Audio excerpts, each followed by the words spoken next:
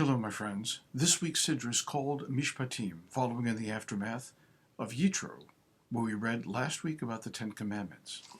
Having proclaimed the law to the ancient Israelites at Mount Sinai, God said to Moses, "Come up to me on the mountain and be there." Rabbi Menachem Mendel of Kotsk asked, "There's a difficulty here, because if Moses came up on the mountain, he would already be there. So why would God bother to specify and be there? Even though he may be standing on the very peak itself, his head may be somewhere else. We know this very well from our own lives, for sometimes our body's in one place, but our mind is in another. The goal is not merely to ascend the mountain, but to be there, to be present, and nowhere else, and not to be going up and down at the same time, but to be still, listening, hearing, and then imbibing. Last week, as I mentioned, was the Ten Commandments, the divine revelation at Mount Sinai.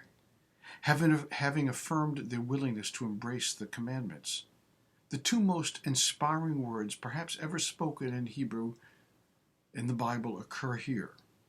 Na'aseh v'nishma, we will do and we will hear. Who among us will say, "Sure, I'll do it," and then afterwards tell me what it's all about? Precisely because listening to instructions comes before following them, these words are a statement of sacred commitment. This is a statement of faith. If this is what you want me to do, God, I'll do it regardless of the details, because my commitment and my devotion to you is unimpeachable, is absolutely so great. May it be in our own day that our devotion be so strong that it be unshaken by anything that we see or fear, but we are still listening to the words that are going to be read from the Torah this weekend about the laws that make us ultimately who we are. May we also utter Na'aseh v'nishma, whatever it is that you want to be, God, I shall do. Shabbat Shalom.